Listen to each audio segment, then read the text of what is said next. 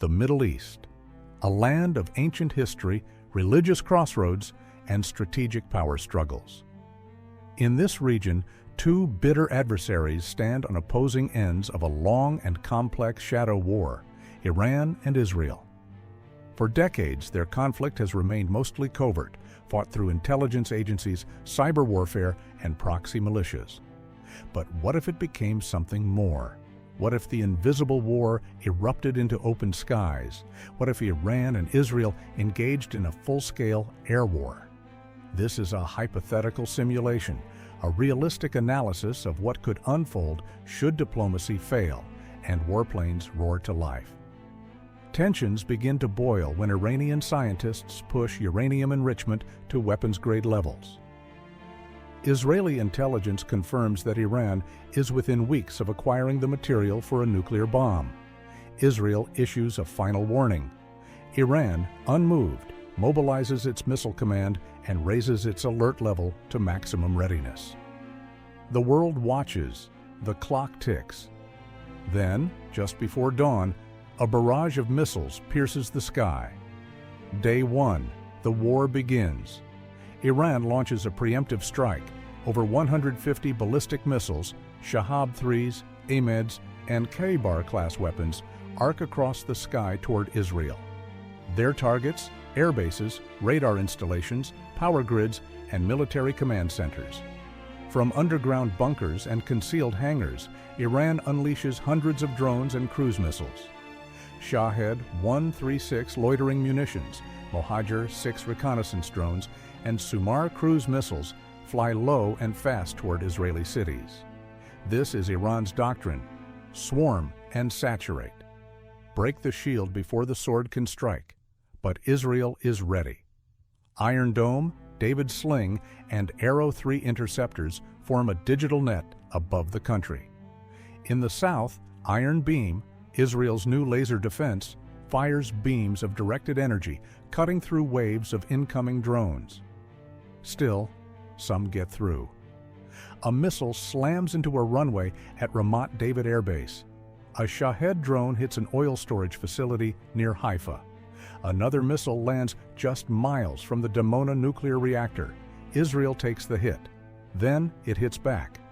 Operation Skyhammer begins.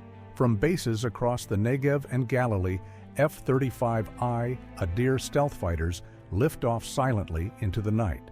Behind them, F-15 IRIM bombers, F-16 I-Sufas, and electronic warfare aircraft follow.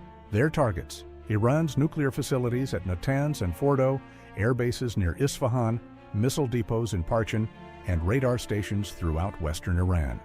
The F-35s punch through Iranian air defenses with stealth, speed, and lethal precision. They're invisible on radar, equipped with indigenous Israeli software, and piloted by elite squadrons who have trained for this moment. Within 48 hours, the Israeli Air Force dominates the skies over western Iran. But Iran expected this. Knowing its conventional air force cannot compete, Iran turns to its asymmetric arsenal. It activates its most powerful weapon, its network of regional proxies. From Lebanon, Hezbollah launches over 2,000 rockets a day. From Gaza, Hamas resumes attacks using Iranian-supplied drones and rockets. In Iraq and Syria, Shia militias fire on U.S. and Israeli outposts. And in the south, the Houthis in Yemen launch missiles toward the Red Sea and the city of Eilat. Suddenly, Israel faces a multi-front war. Tel Aviv, Haifa, and Ashdod come under fire. The northern front lights up with Katyusha barrages and Iranian Fateh 110 rockets. Civilian shelters fill. Panic spreads. Yet the Israeli Air Force does not relent. Jet after jet takes to the skies. F-16 is circle over Gaza and Lebanon. Drones swarm through Syrian airspace, striking IRGC command nodes. Israel's cyber units disrupt Iranian targeting systems and communications. This is no longer just an air war. It's an air, missile, drone, and proxy war. It's the most intense conflict the region has seen in decades. By day 7, the battlefield begins to shift. Iran's Air Force, despite the recent acquisition of Russian Su-35s, has suffered heavy losses.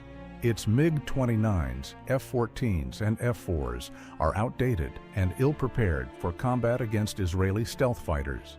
The Bavar 373 air defense systems are overwhelmed or neutralized by Israeli electronic warfare. And yet, Iran strikes back with resilience. A Cayman-22 drone bypasses Israeli defenses and crashes into a logistics depot in Be'er-Sheva. A cruise missile narrowly misses the Knesset building. Iranian hackers breach a key power station. The war, though one-sided in the air, is still far from over. The cost is rising. Israeli jets have struck deep into Iran. Parchin is in flames. Natanz lies crippled. But the skies are no longer empty. Hezbollah continues to launch rockets from bunkers beneath Beirut's southern suburbs. The Iron Dome is running low on interceptors. Reserve forces are stretched thin. Public protests mount in both nations. Global oil prices skyrocket. Commercial air traffic halts. The world watches in horror. Then comes the turning point. Israel launches a final high-risk raid on Iran's remaining nuclear site near Natanz. A strike package of F-15s, escorted by F-35s and supported by drones, penetrates Iranian airspace. Bunker-busting bombs are released. In a matter of minutes, the underground centrifuges, months from completing a bomb, are reduced to rubble. Back in Tehran, panic spreads. The Iranian leadership calls an emergency session. Russian and Chinese diplomats arrive. The United Nations demands a ceasefire. Under immense pressure, Iran accepts. The war ends. 12 days of fire, hundreds dead, thousands injured, cities scarred, infrastructure shattered. Iran stands defiant but militarily weakened, its proxies bloodied, its skies emptied. Israel claims tactical victory, but faces strategic isolation and economic shock. Across the region, the aftershocks are felt, from Riyadh to Baghdad, from Washington to Moscow. No clear winner, only survivors. This was a hypothetical simulation, but its lessons are real. Technology alone cannot guarantee peace. Missile shields are not invincible, and in a region where ancient rivalries burn hotter than jet engines, even a spark could ignite the skies. Diplomacy remains the thinnest line between deterrence and destruction. This has been Skies of Fire, a hypothetical air war, Iran versus Israel. A chilling reminder of how close the world stands to the edge, and how far we must go to preserve the peace.